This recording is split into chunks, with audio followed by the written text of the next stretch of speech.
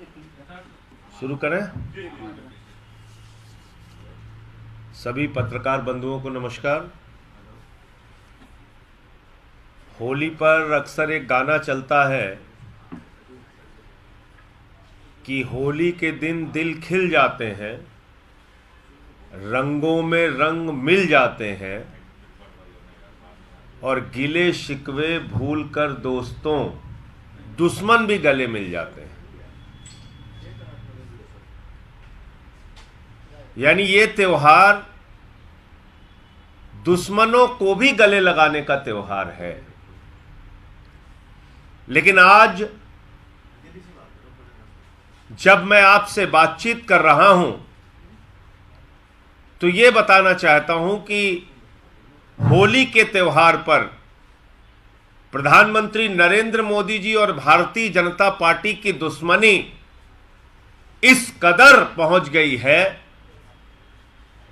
कि वो दिल्ली के मुख्यमंत्री अरविंद केजरीवाल जी के सबसे करीबी मित्र, यहां के शिक्षा के मॉडल को देने वाले, यहां के लाखों बच्चों का भविष्य बनाने वाले मनीष सिसोदिया को ऐसे खतरनाक खूंखार अपराधियों के बीच में जेल के अंदर रखा गया है कि हमें आशंका है उनकी हत्या भी कराई जा सकती है। देश के सबसे खतरनाक, सबसे खूंखार कैदी जिस जेल की सेल में रहते हैं उसी सेल में मनीष सिसोदिया जी को रखा गया है। मोदी जी मनीष सिसोदिया से इतनी दुश्मनी किस बात की है? क्यों इतनी नफरत आप निकाल रहे हैं? न्यायालय का जब आदेश है कि विपस्सना सेल में उनको रखा जाए तो आप उसका भी सम्मान करने के लिए तैयार नहीं? क्या पहली बार जेल जाने वाले किसी व्यक्ति को ऐसे खूंखार कैदियों के बीच में रखा जाता है? उनका अपराध क्या है कि उन्होंने दिल्ली के लाखों बच्चों को अच्छी शिक्षा दी। आज इसकी सजा दे रहे हैं आप उनको। और आम आदमी पार्टी से इतनी दुश्मनी, ये पूरा देश आज देख रहा है कि किस तरीके से प्रधानमंत्री नरेंद्र मोदी जी दिल्ली के मॉडल को ध्वस्त करने के लिए, शिक्षा और स्वास्थ्य के मॉडल को ध्वस्त करने के लिए हर तरह का हथकंडा अपना रहे हैं। पहले हमारे स्वास्थ्य मंत्री को जेल में डाला, फिर शिक्षा मंत्री को जेल में डाला। आरोप जो लगाए शराब घोटाले का, उसका न सिर है न पांव है। 14-14 घंटे सीबीआई छापेमारी करती है मनीष सिसोदिया के घर, कुछ नहीं मिलता। गांव में छापेमारी करती है, कुछ नहीं मिलता। दफ्तर में छापेमारी करती है, कुछ नहीं मिलता। बैंक का लॉकर चेक करती है, कुछ नहीं मिलता। पहली चार्जशीट दाखिल करती है, गवाहों के बयान लेकर दाखिल करती है, मनीष सिसोदिया का नाम नहीं डालती। दूसरी चार्जशीट दाखिल करती है, सारे लोगों का बयान दर्ज करके चार्जशीट दाखिल करती है, मनीष सिसोदिया का नाम नहीं रहता। अचानक मनीष सिसोदिया मुख्य साजिश करता हो जाते हैं, उनको आप गिरफ्तार करके जेल में डाल देते हैं। एक तरफ मनीष सिसोदिया हैं जिनके घर पर कुछ भी बरामद नहीं हुआ और उनको आप खूंखार कैदियों के बीच में रखे हुए हैं, उनकी हत्या कराने की साजिश करा रहे हैं। और दूसरी तरफ अभी कर्नाटक के अंदर, ज्यादा दिन का उदाहरण नहीं, और मैं तो मीडिया के मित्रों से भी कहना चाहता हूं कि आप लोग भी सवाल पूछिए। 8 करोड़ रुपए की कैश भारतीय जनता पार्टी के कर्नाटक के एमएलए के लड़के के घर में पाई गई। 8 करोड़ रुपए का कैश, मोटी मोटी गड्डियां लोगों ने देखी टीवी चैनल्स पे। ना वहां ईडी पहुंचती है, ना वहां सीबीआई पहुंचती है, उसको बेल मिल जाती है, जमानत हो गई उसकी। तो क्या आप लोगों का और क्या इस देश के लोगों का मन, उनका ध्यान, उनका दिमाग इस घटना की ओर नहीं जा रहा है कि जहां बीजेपी एमएलए की बात हो, जहां 8-8 करोड़ का कैश मिले, वहां तुरंत जमानत मिल गई, न ईडी गई न सीबीआई गई, और मनीष सिसोदिया को आपने पकड़ के न्यायालय के आदेश के बावजूद ऐसे सेल में डाल दिया जहां पर उनकी हत्या भी हो सकती है, उनके साथ कोई भी घटना हो सकती है। देश के सबसे खूंखार अपराधियों के बीच में आपने उनको रख दिया,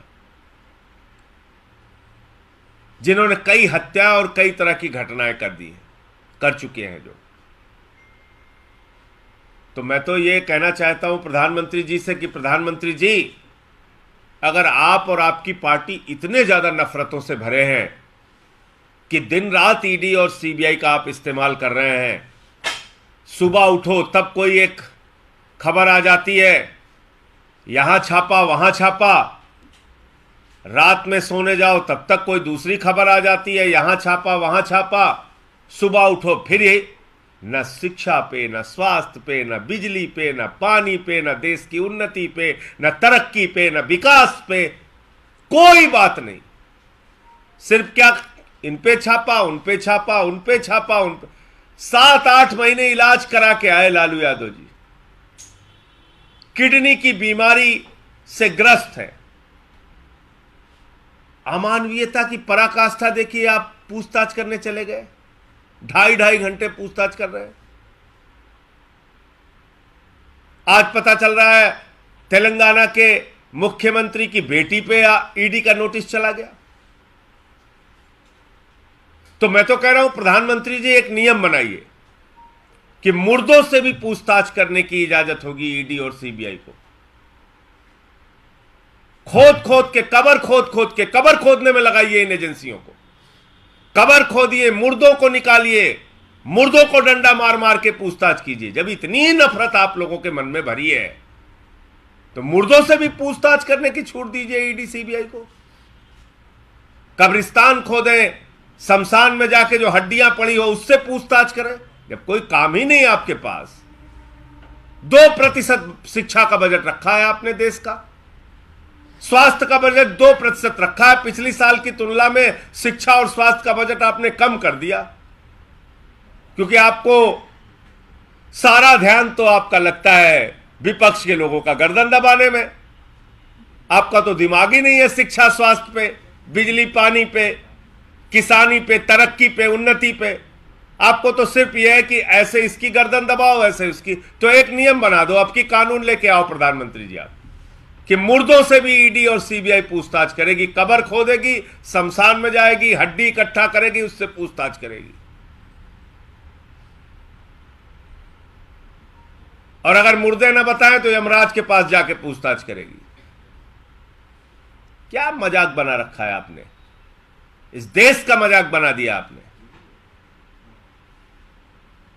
तो मैं सिर्फ यही कहना चाहता हूं कि जो जानकारी मिली है, मनीष सिसोदिया जी को देश के सबसे खूंखार अपराधियों के सेल में रखा गया है। इसमें जेल प्रशासन के लोगों को, अधिकारियों को भी मैं आगाह करना चाहता हूं, भाजपाइयों के हथकंडे में मत फंसो। कोई घटना हो गई तो जवाब तुमको भी देना पड़ेगा। और तिहाड़ जेल वैसे भी बहुत संवेदनशील जेल है, आपको मालूम है, कई बड़ी घटनाएं जेल के अंदर हो चुकी हैं, हत्या तक की घटनाएं जेल के अंदर हो चुकी हैं। और इसलिए हम सबकी चिंता है कि मनीष सिसोदिया को न्यायालय के आदेश के बावजूद विपस्सना सेल में नहीं रख के सेल नंबर 1 में अपराधियों के, खूंखार अपराधियों के बीच में रख के प्रधानमंत्री और भारतीय जनता पार्टी के लोग मनीष सिसोदिया की हत्या की साजिश रच रहे हैं और उनकी हत्या कराना चाहते हैं। इस नियत से यह कार्रवाई की गई है। मुझे इतनी बात कहनी थी। आप लोगों के कोई प्रश्न हो तो आप पूछ सकते हैं।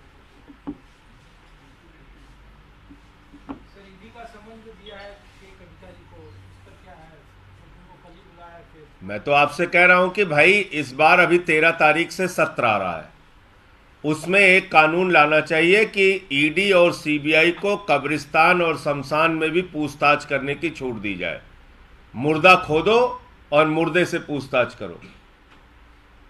जो सरकार देश के शिक्षा और स्वास्थ्य का बजट कम करती है, देश के सेना को कमजोर करने के लिए अग्निवीर लाती है, नौजवानों की जिंदगी के साथ खिलवाड़ करती है, उस सरकार को सिर्फ दिन रात एक ही चिंता है, इसको पकड़ो, उसको पकड़ो, उसको नोटिस, इसको नोटिस। रोज सनसनी फैलाओ। अपने दोस्त अडानी को लाखों करोड़ रुपए की लूट की छूट दो।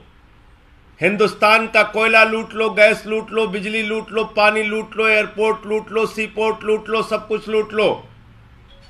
उसके पोर्ट पे ड्रग्स का धंधा कराओ, उस पर कार्रवाई नहीं होगी। बीजेपी के एमएलए के घर 8 करोड़ रुपए कैश पकड़ा जाए, उस पर कार्रवाई नहीं होगी।